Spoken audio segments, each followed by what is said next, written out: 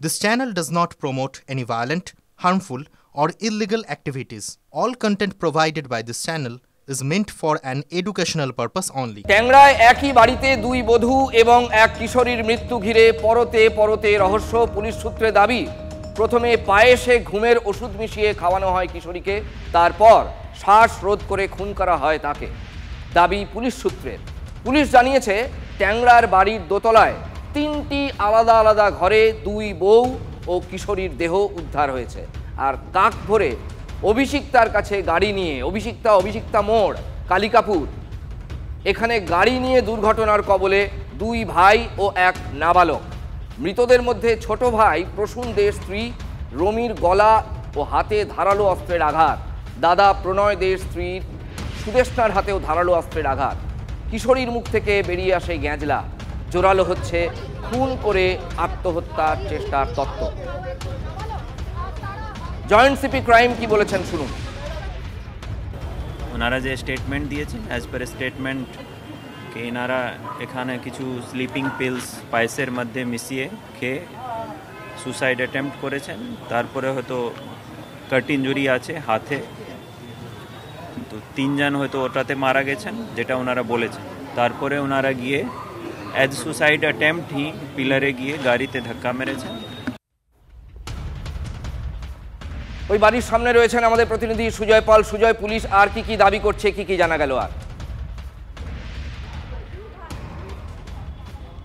দেখো, পুলিশ প্রাথমিক যে বয়ান পেয়েছে সেই অনুযায়ী ঘটনাক্রম তারা সাজানোর চেষ্টা করছে, যে কখন তারা পায়েস খেয়েছিল বা খাইয়েছিল, তারপর কখন তারা বাড়ি থেকে বেরোয়, কোন কোন রাস্তা দিয়ে যায়, এবং যেটা বলা হচ্ছে যে গাড়িটা নিয়ে তারাও আত্মহত্যার চেষ্টা করেছিল, সেই বিষয়টা কিন্তু তারা সিসিটিভি এবং পারিপার্শ্বিক তথ্য প্রমাণের মাধ্যমে জানার চেষ্টা করছে। যারা দুর্ঘটনা ঘটিয়েছে তারা দাবি করেছে যে পায়েসে ওষুধ মিশিয়ে ঘুমের ওষুধ মেশানোর পর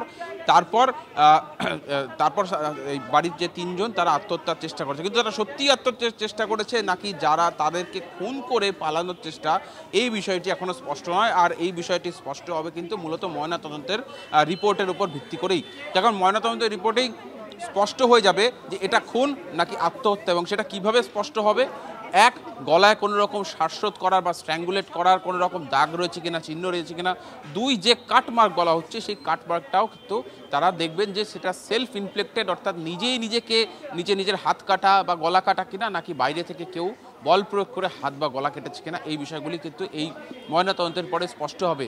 প্রাথমিকভাবে এখনো পর্যন্ত পুলিশ সূত্রে জানা যাচ্ছে যে একতলার তিনটি ঘরে তিনটি মৃতদেহ পাওয়া গিয়েছে।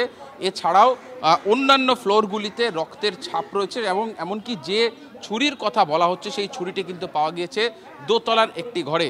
প্রশ্ন এখানে, কেউ যদি আত্মহত্যার চেষ্টা করে, তারা যে ঘরে তাদের দেহ পাওয়া গেছে সেখান থেকে যে আত্মহত্যা ব্যবহার করা যে ছুরিটা, সেই ছুরিটা অন্য ফ্লোরে গেল কি করে? তাহলে কি সেখানে কোনো চতুর্থ কোনো ব্যক্তি ছিল যারা এই ঘটনার সঙ্গে যুক্ত থাকতে পারে?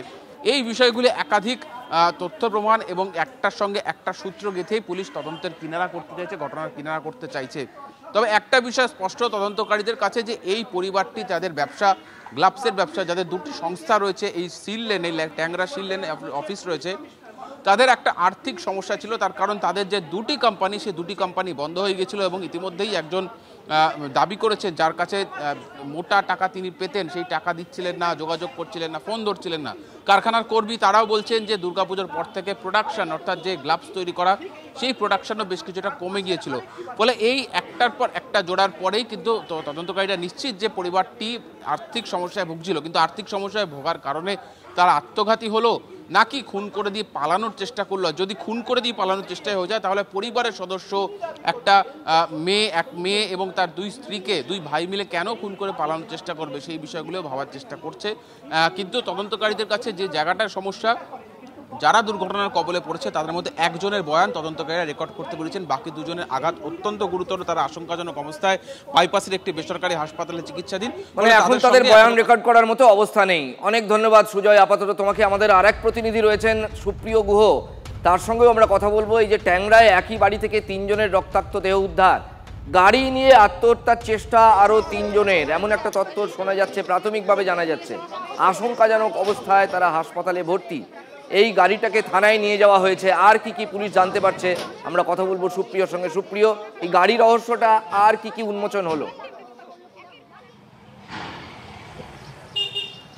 রাজা দেখো, গাড়ির গতিতে খুব বেশি ছিল সেটা কিন্তু ইতিমধ্যেই স্পষ্ট হচ্ছে। তার কারণ দুর্ঘটনাগ্রস্ত যে গাড়িটি রয়েছে সেই গাড়ির সামনের বনেট থেকে শুরু করে গাড়ির ভেতরে যেভাবে দুটি এয়ারব্যাগ ফেটে বেরিয়ে এসছে তা দেখলেই কিন্তু স্পষ্ট হচ্ছে, এবং অন্যান্য যন্ত্রাংশ যেভাবে দুমড়ে মুচড়ে গেছে এবং যেভাবে গুরুতর আহত হয়েছেন গাড়ির ভেতরে থাকা 3 জন, তা থেকে কিন্তু স্পষ্ট হচ্ছে গাড়িটা কতটা বেপরোয়া গতিতে ছিল। আমার ক্যামেরা পার্সন কুণালকে বলবো একটু দেখানোর জন্য। এই হচ্ছে সেই বিলাসবহুল গাড়ি। ট্যাংরা শিল লেনে যে পরিবারের 3 সদস্যের দেহ উদ্ধার হয়েছে তাদেরই 3 পুরুষ সদস্য, তারাই কিন্তু এই বিলাসবহুল গাড়ি নিয়েই এদিন ভোরে দুর্ঘটনার কবলে পড়েন। রুবি এবং অভিষিক্তার মাঝে কবি সুকান্ত মেট্রোর যে পিলার রয়েছে সেই পিলারে এই বিলাসবহুল গাড়িটি সজোরে ধাক্কা মারে এবং তারপর 3 জন গুরুতর আহত হয়েছেন। গাড়ির সামনের যে এয়ারব্যাগ, দুটি এয়ারব্যাগ ফেটে বেরিয়ে এসছে এবং 3 জনই গুরুতর আহত হয়েছেন। তাদেরকে বাইপাসের একটি বেসরকারি হাসপাতালে এই চিকিৎসাধীন অবস্থায় তারা রয়েছেন। তাদের কাছ থেকে তদন্তকারীরা জানার চেষ্টা করছেন ঠিক কীভাবে এই দুর্ঘটনা, তারাও কি আত্মঘাতী হওয়ার কোনো চেষ্টা করেছিলেন, কিন্তু সেটা যদি করে থাকেন এভাবে একটি গাড়ি নিয়ে দুর্ঘটনা ঘটানোর চেষ্টা সেটা কতটা বাস্তবসম্মত সেটাই কিন্তু এখন যাচাই করার কাজ চালাচ্ছেন তদন্তকারী আধিকারিকরা। এবং সেই জন্য গাড়ি নিয়ে যদি একটা প্রশ্ন, গাড়ি নিয়ে যদি কেউ দুর্ঘটনার চেষ্টা মানে আত্মহত্যার চেষ্টা করেন, তো কি গ্যারান্টি আছে যে তারা সবাই মারা যাবেন? ফলে তাদের মনের মধ্যে তো এটাও আগে আসবে যে 3 জনই যে মারা যাবে, এমন কেউ হয়তো খুব বেঁচেও যেতে পারে। ফলে এই তত্ত্বটা কি খুব ধোপে টেকে? একদমই তাই। সেই কারণেই কিন্তু তদন্তকারীরা ইতিমধ্যেই এই যে 3 জন আহত হয়েছেন তাদের মধ্যে যে 2 জন রয়েছেন তাদের কাছ থেকে যে তথ্য পেয়েছেন, তাদের যে স্টেটমেন্ট পেয়েছেন সেই স্টেটমেন্ট ভেরিফাই করা হচ্ছে এবং দুর্ঘটনাস্থলের আশপাশে যে সমস্ত সিসি ক্যামেরা, এই সিসিটিভি ফুটেজ দেখছেন এই মুহূর্তে, এক্সক্লুসিভলি দেখছেন TV9 বাংলায়। এই গাড়ি নিয়ে যখন গাড়ির মালিকরা, যখন 12টা 52 গাড়ির মালিকরা যখন বেরিয়েছিলেন সেই সময়কার সিসিটিভি ফুটেজ। গাড়ি নিয়ে যখন গাড়ির মালিকরা বেরিয়েছিলেন, দেখুন গাড়ি নিয়ে বাড়ি থেকে বেরিয়ে তারা বেরোচ্ছেন এই গাড়িতেই, সেই সিসিটিভি ফুটেজ।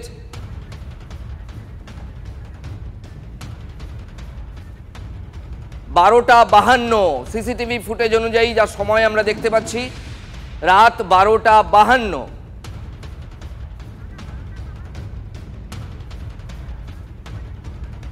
বারোটা 52 হচ্ছে তারা বেরোচ্ছেন, অ্যাক্সিডেন্ট হয়েছে 3টে নাগাদ। তাহলে খুব স্বাভাবিক ব্যাপার যে এই মাঝের সময়টা তারা কোথায় ছিলেন। সুজয় পাল আমাদের সঙ্গে রয়েছেন, সুজয়ের সঙ্গে কথা বলবো। সুজয়, যে সিসিটিভি ফুটেজ আমরা দেখাচ্ছি দর্শকদের, তাতে টাইমিং লেখা আছে 12টা 52 তারা বেরিয়ে গাড়িতে চাপছেন, আর অ্যাক্সিডেন্ট হয়েছে 3টে নাগাদ, মাঝে একটা দীর্ঘ সময়। একেবারেই তাদের সেই সময়কালটাতে তারা কোথায় ছিল, প্রায় 2 ঘন্টারও বেশি সময়ের একটা গ্যাপ দেখা যাচ্ছে দুর্ঘটনা থেকে, বাড়ি থেকে বেরোনো থেকে দুর্ঘটনার সময়। এই সময়টা কোথায় কোথায় তারা গেছিল সেটা যেমন সিসিটিভির মাধ্যমে পুলিশ খতিয়ে দেখার চেষ্টা করছে। রাজা, তুমি যদি সেই সিসিটিভি ফুটেজটা ভালো করে লক্ষ্য করো, এই হচ্ছে বাড়ির গ্যারাজ, এই গ্যারাজ থেকেই কিন্তু গাড়িটি বেরিয়েছে। কিন্তু বেরোনোর মুহূর্তেই গাড়ির গতিটি যদি দেখো, বেরোনোর মুহূর্তেই কিন্তু গাড়ি অত্যন্ত সজোরে এখান থেকে বেরিয়ে যায়, বেরিয়ে লেফট টার্ন নিয়ে তারপর তারা বাইপাসের দিকে বা অন্য একটা কোনো দিকে যায়। কোথায় কোথায় গিয়েছিল সেটা এখন তদন্ত সাপেক্ষ সিসিটিভি ফুটেজের মাধ্যমে সেটা স্পষ্ট হবে। কিন্তু বাড়ি থেকে বেরোনোর মুহূর্তেই যে গাড়ির গতি, সেখানেই একটা কোথাও তদন্তকারীরা মনে করছেন যে কোথাও একটা পালানোর উদ্দেশ্য না থাকলে, কেউ কেন এভাবে কোথাও একটা কোনো কিছু থেকে এড়িয়ে যাওয়ার চেষ্টা না থাকলে কেউ কেন বাড়ি থেকে বেরিয়ে এতটা সজোরে গাড়ি চালিয়ে যাওয়ার চেষ্টা করবে, এই বিষয়টি অত্যন্ত গুরুত্বপূর্ণ।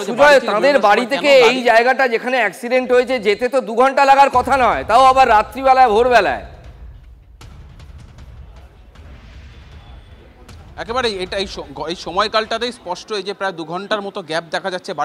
বাড়ি থেকে বেরোচ্ছে 12টা 52, তার পরবর্তীতে দুর্ঘটনা ঘটছে রাত 3টে নাগাদ। এই সময়কালটা কলকাতার বিভিন্ন জায়গা এবং কোন কোন জায়গায় তারা গিয়েছিল, কারোর সঙ্গে দেখা করেছে কিনা, কারোর সঙ্গে তাদের কথা হয়েছে কিনা, সেই বিষয়গুলি এবার পুলিশ তদন্ত করে দেখবে একের পর এক। অর্থাৎ এই ঘটনার সঙ্গে যেহেতু একাধিক অ্যাঙ্গেল রয়েছে, একাধিক দিক যুক্ত রয়েছে, এই যে সেই গ্যারাজ তুমি দেখতে পাবে, গ্যারাজটিকে বাইরে থেকে তালা দেওয়া, অর্থাৎ তারা যখন বেরিয়ে যায়, তারা গাড়ি বের করার পর গ্যারাজ তালা দিয়েছে, তালা দেওয়ার পরেই কিন্তু এখান থেকে তারা অতটা সজোরে দ্রুত গতিতে বেপরোয়াভাবে এই জায়গা থেকে চলে গিয়েছে। এই জায়গা থেকে কার্যত পালানোর একটা দেখা যাচ্ছে যে তার গাড়ির গতিতেই স্পষ্ট যে কোথাও তার একটা পালানোর চেষ্টা বা কোনো কিছু একটা, মানে একটা হন্তদন্ত হয়ে বেরিয়ে পড়ার ভাব ছিল। সুজয়, তুমি যেটা বলতে চাইছো আমাদের সঙ্গে থাকো প্লিজ। আমাদের আরো এক প্রতিনিধি সুশোভন আমাদের সঙ্গে রয়েছেন। সুশোভন, এই ফুটেজ নিয়ে এবং এই ফুটেজ দেখার পর পুলিশ প্রাথমিকভাবে কি মনে করছে? দেখো, পুলিশের কাছে যেটা সব থেকে বড় বিষয় বা সব থেকে যেটা প্রশ্ন চিহ্ন, যে এই একেবারে একটার কিছু সময় আগে অর্থাৎ 12:53 থেকে 55-র মধ্যে তারা বেরিয়ে গেল। এবং তুমি বুঝতে পারছো যে তারা কত দ্রুততার সঙ্গে বেরোচ্ছে। স্বাভাবিকভাবেই কোনো ব্যক্তির যদি কোনো কাজ থাকে বা তার কোনো দ্রুততা থাকে সেই রকম বডি ল্যাঙ্গুয়েজ দেখা যায়। অর্থাৎ তুমি যে প্রশ্ন করছিলে খুব ঠিকই, যে তাহলে দুর্ঘটনা যে ঘটছে তার মধ্যে কিন্তু সময়টা অনেকটা বেশি। তাহলে এরপর তারা কোথায় কোথায় গেছিল এবং সেখানে গিয়ে তারা কি করেছে, এই জন্যই ইতিমধ্যেই কলকাতা পুলিশের যারা অফিসাররা রয়েছেন তারা একদিকে যেমন বাড়ির সিসি ক্যামেরা ফুটেজ সংগ্রহ করে তারা বারবার দেখছেন এই রাস্তা ধরে মূলত কোন কোন রাস্তায় যাওয়া যায় এবং কোথায় দুর্ঘটনা ঘটলো, অর্থাৎ সেই পয়েন্ট প্রত্যেকটা সিসি ক্যামেরা তারা কিন্তু বর্তমানে দেখছেন যে তাদের গতিবিধি কোথায়। সুশোভন একটু থামাচ্ছি তোমাকে, গাড়িটা সামনে একটা বাম্পার আছে, সম্ভবত একটা বাম্পার ছিল তাদের পাড়ায় ওখানে, ওই বাম্পার দিয়ে গাড়িটা খুব সুইফটলি বেরিয়ে গেল। তারপরে এক ভদ্রলোক বেরিয়ে ডান দিকে একটা বাড়িতে কোনো তালা দিচ্ছেন বা কিছু একটা করছেন, ইনি কে? দেখো মূলত তারাই গাড়ি থেকে এই বাড়ির যারা সদস্যরা তারাই কিন্তু মূলত গাড়ি নিয়ে এখান থেকে বেরিয়ে গেছে। এবার তারা যে গাড়ি নিয়ে বেরিয়েছে তারা মূলত কোথায় কোথায় গেছিল এবং কি কি টাইমিং সেটাই কিন্তু জানার এই মুহূর্তে চেষ্টা করা হচ্ছে, যেটা কিন্তু এখনো পর্যন্ত স্পষ্ট নয়। এবং এই মূলত এই যে এখান থেকে বেরিয়ে তারা কোথায় গেছিল এবং এই যে ঘটনা, অর্থাৎ পুলিশ যেটা সকালে দেখতে পাচ্ছে যে একেবারে 3 জনের দেহ, অর্থাৎ এই যে সময় তারা বেরিয়ে যাচ্ছে তাহলে মৃত্যু কখন হলো সেটা এই যে সময়, অর্থাৎ এই 1টার কিছু সময় আগে তারা যে বেরিয়ে যাচ্ছে তাহলে আগে মৃত্যু হলো না পরে মৃত্যু হলো, তার জন্য ময়নাতদন্তের রিপোর্ট আর সিসি ক্যামেরা ফুটেজ অ্যানালিসিস এই কারণেই যে মূলত কোথায় কোথায় তাদের গতিবিধি সেইটা জানার জন্য। স্বাভাবিকভাবেই কিন্তু এই যে সিসি ক্যামেরা, যে একেবারে বাড়ির যে সিসি ক্যামেরা, সেই সিসি ক্যামেরা ফুটেজ ধরে তারপর কিন্তু যে রাস্তার যে সিসি ক্যামেরা প্রত্যেকটি কিন্তু বারবার দেখা হবে, যেখান থেকে কিন্তু পুরো বিষয়টা দিনের আলোর মতো স্পষ্ট হবে এবং তারপরেই জানা যাবে মূলত মৃত্যুর একেবারে কারণ, একদিকে ময়নাতদন্ত, অন্যদিকে তারা কোথায় কোথায় গেছিল পুরো বিষয়টি। সুশোভন বর্ণনা দিচ্ছিলেন যে এই সিসিটিভি ফুটেজ থেকে প্রাথমিকভাবে পুলিশ কি কি অনুসন্ধান করছে এবং কি কি মনে করা হচ্ছে। আপনাদের আমরা দেখালাম 3 জন চরিত্র এই বাড়ি থেকে বেরোলেন এবং তারা গাড়ি নিয়ে খুব দ্রুত বেরিয়ে গেলেন। বেরোলেন, গ্যারেজ থেকে গাড়ি বের করলেন, তালা চাবি লাগালেন, সেই চাবি রাখলেন সম্ভবত, তারপর তারা বেরিয়ে গেলেন।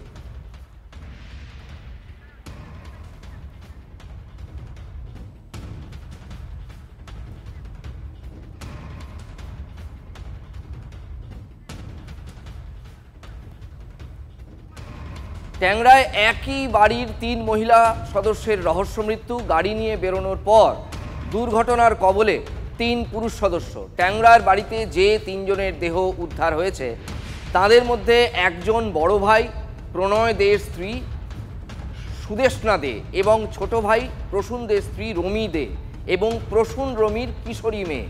অন্যদিকে অভিষিক্তার কাছে, অর্থাৎ অভিষিক্তা মোড়ের কাছে গাড়ি নিয়ে দুর্ঘটনার কবলে যারা পড়েন তারা হলেন ব্যবসায়ী পরিবারের 2 ভাই, অর্থাৎ 2 ভাই প্রণয় এবং প্রসূন দে, প্রণয় ও প্রসূন দে এবং প্রণয় ও সুদেষ্ণার নাবালক সন্তান। ফের আমরা আপনাদেরকে সেই সিসিটিভি ফুটেজ দেখালাম। এটা আমরা দেখালাম যারা মারা গিয়েছেন, যারা আহত হয়েছেন তাদের মধ্যে সম্পর্কটা ঠিক কি। আবার সেই সিসিটিভি ফুটেজ আপনাদের আমরা দেখাচ্ছি। 12:52, এইটা কি আত্মহত্যার চেষ্টা নাকি গাড়ি নিয়ে পালানোর চেষ্টা, এটাই প্রাথমিক তদন্তে পুলিশ জানার চেষ্টা করছে। আপাতত আমরা হাতে যে সিসিটিভি ফুটেজ পেয়েছি তাতে দেখছি মধ্যরাতে 12:52 মানে অবশ্যই মধ্যরাত, এই পরিবারের 3 জন বেরোলেন এবং 2 ভাই এবং একজনের মেয়ে, তারা 3 জন বেরোলেন এবং তারা গাড়িতে চাপলেন। গাড়িতে চাপার পর তারা গ্যারেজ খুলে গাড়ি বের করলেন, গ্যারাজ থেকে গাড়ি নিয়ে সম্ভবত বাড়িতে চাবি ফেরত দিলেন এরকম প্রাথমিকভাবে মনে হচ্ছে। তারপর 3 জন গাড়িতে ধীরে সুস্থে উঠে গাড়িটা কিন্তু দ্রুত গতিতে পাড়া ছেড়ে বেরিয়ে গেল।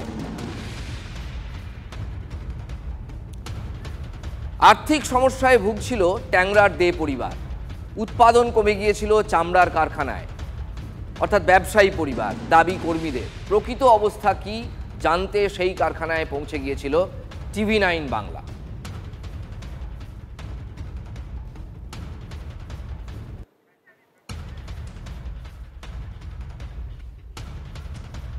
প্রসূন দে ও প্রণয় দে তাদের এই কোম্পানি লেখাই রয়েছে যে একেবারে তাদের যে কোম্পানির নাম সেই কোম্পানির নাম লেখা রয়েছে এবং এই কোম্পানিতেই তারা মূলত মালিকানার দায়িত্বে ছিলেন।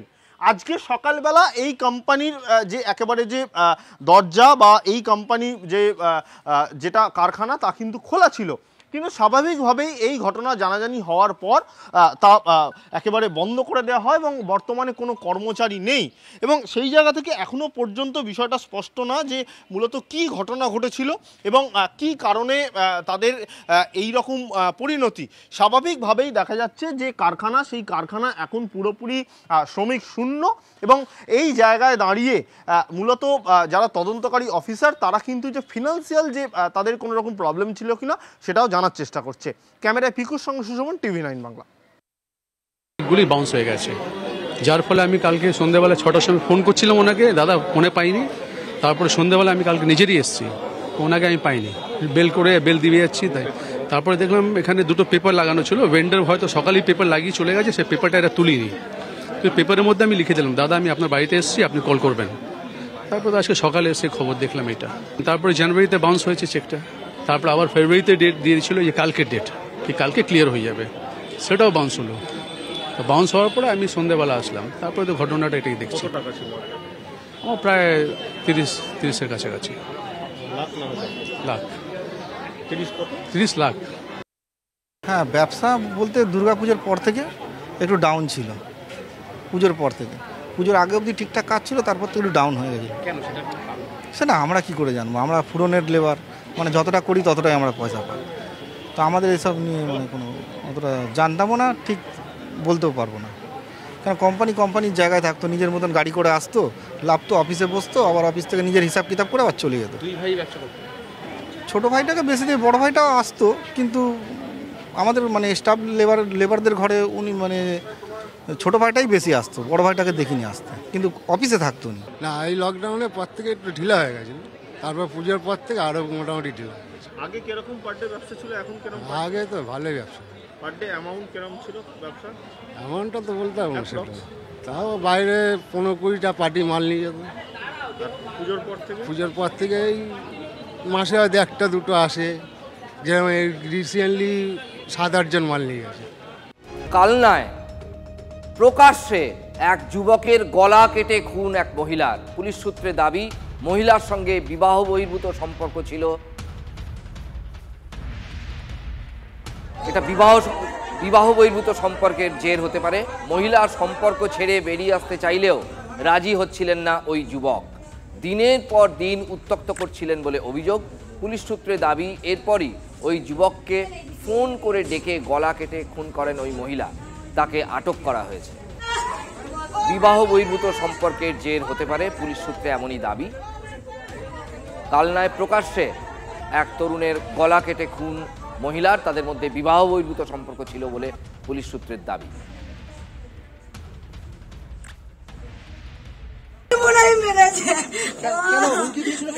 একটা মেয়ের দিদি পাঠিয়েছে নয়ন নাম, আমার মনে হয় কোথায় বাড়ি তার? আমি বান্দার পুকুরের পাড়ে। মানে কালকে কি বাড়িতে কি হুমকি দিয়েছিল? হ্যাঁ, কাল ওদের দুজনের কি হয়েছে, ফোন নিয়ে ও হুমকুনি দিয়েছিল যে তোকে বাপটা মারতে পারছি না, আমি তোকে মেরে দেবো, আমার হাতেই মরবি, এরম করে বাড়ি নিয়ে হুমকি দিচ্ছিল। তারপর ফোন নিয়ে আনি দিদি বোনের কি সম্পর্ক জানে বাবা, আমার শাস্তি চাই। আজকে আজকে 9টা 9:30 সময়। কি কাজ করে আপনার ছেলে? আমার ছেলে এমনি চাষের কাজ করে, বাইরে ছিল, এই 1 বছর বাড়ি এসেছে। আজকে